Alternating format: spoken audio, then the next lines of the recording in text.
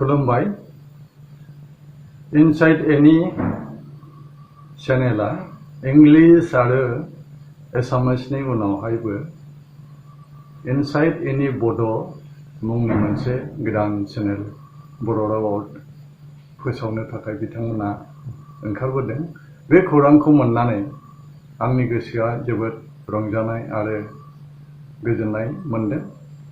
InsideNE BODO चेनेलनि गेजेरजों बर'नि रादाबजों लोगोसे दुलाराय भारत हादरनि एबा बुहुमनि गोनां खौरां आरो बायदिसिना जारिमिननि बाथ्रा, हारि थैनाय थांनायनि बाथ्रा, हारिमुनि बाथ्रा, रावनि बाथ्रा गासिबो बिथिङावनो InsideNE BODO चेनेलनि गेजेरजों बिथांमोना बर'नि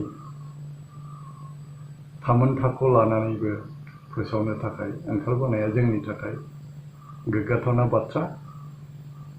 बेखायनो आङो InsideNE BODO चेनेलखौ गोसो गोरबोजों आङो बिथांमोनखौ जाफुंसारथों होननानै आङो गसाइनाव आरज गाबो आरो इयुनाव बर' माहारिनि गासिबो बिथिंखौ लानानै राव, थुनलाइ, हारिमु आरो राजखान्थि बिथिंनि गासिबो खौरांफोरखौ गोथार सानस्रिजों गोथारैनो फोसावलांगोन होननानै सानो आरो जोंनि बर' माहारिनि सिनायथिया बिथांमोननि InsideNE BODO चेनेलनि गेजेरजों सिनायथि मोनगोन बुहुमनि बिखायाव आं बेखौ फोथायदों।